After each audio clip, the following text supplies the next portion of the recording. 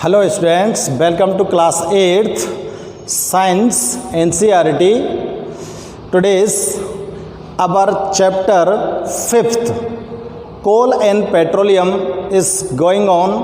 In this chapter, in this video, our topic is carbonization. Then students, listen me. How to write the process to form carbon या कोल.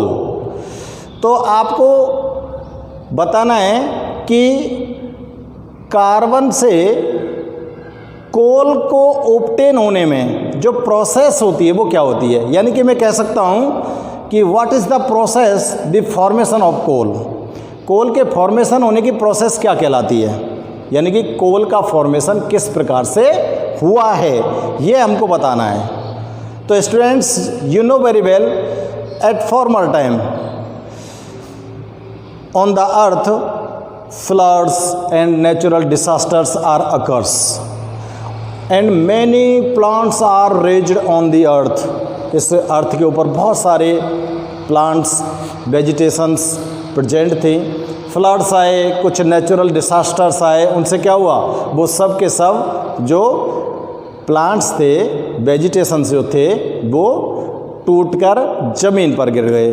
टूटकर जब वो ज़मीन पर ऊपर गिर गए तो उनके ऊपर से कुछ वाटर जब फ्लड फ्लो हुआ या फिर कुछ डिसास्टर से सैंड पार्टिकल्स, और जैसे ये आंधियाँ चलती हैं उससे सैंड पार्टिकल्स उसके ऊपर गिर गए. ठीक है ना. तो धीरे धीरे उनके ऊपर सैंड की लेयर जमा होती गई.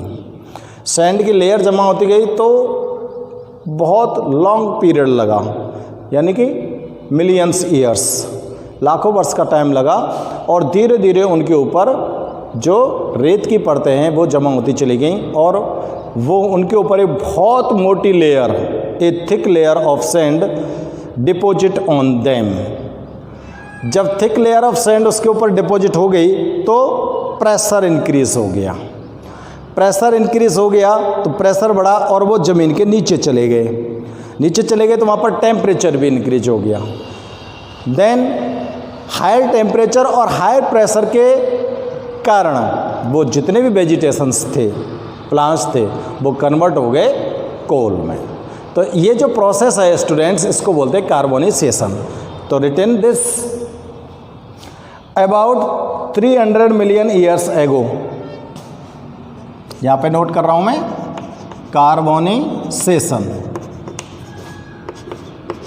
About 300 millions years ago. लगभग 300 साल पहले की बात कर रहे हैं हम. ठीक है ना. The earth had dense forest. The earth had dense forests. जमीन के ऊपर बहुत सारे जंगल थे. In low lying wetland areas. In low lying wetland areas. ठीक है. Due to natural process, due to natural process,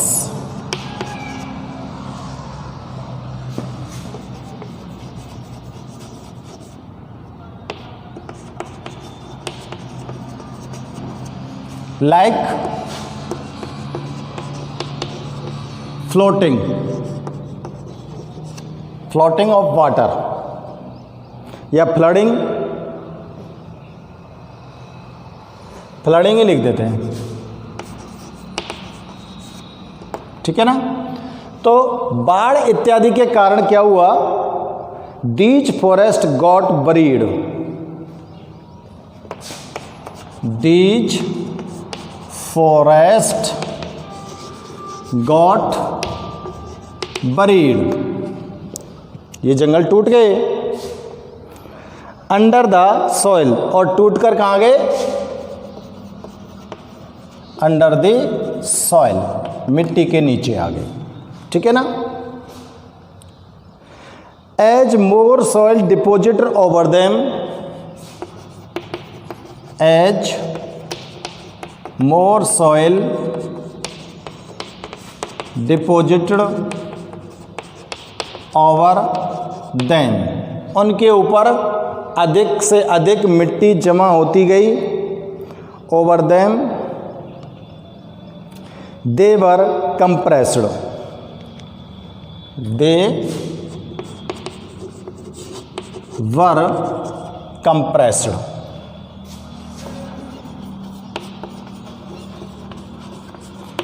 वो दब गए, कंप्रेस्ड यानी कि वहाँ पर प्रेशर बढ़ गया। The temperature also rose as they sank, the temperature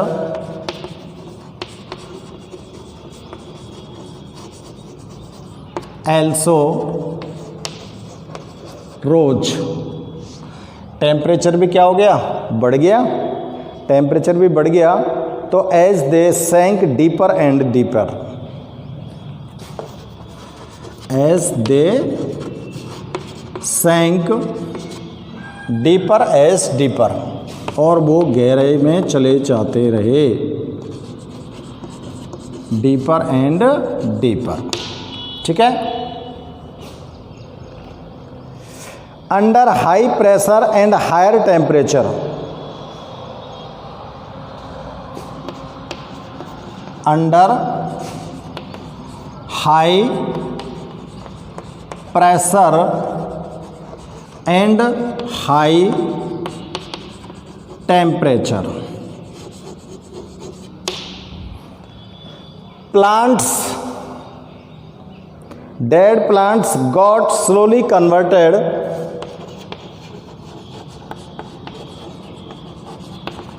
dead plants slowly converted into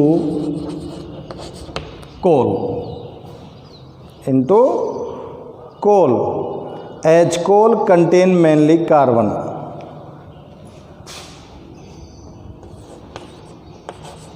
as coal contain mainly carbon.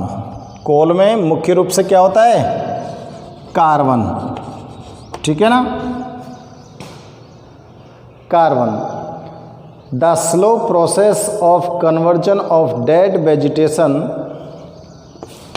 The slow process to conversion of dead vegetation, conversion of dead vegetation into coal, into coal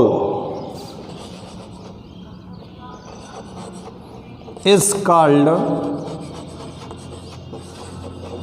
carbonisation. ये process क्या कहलाती है students, carbonisation. ठीक है।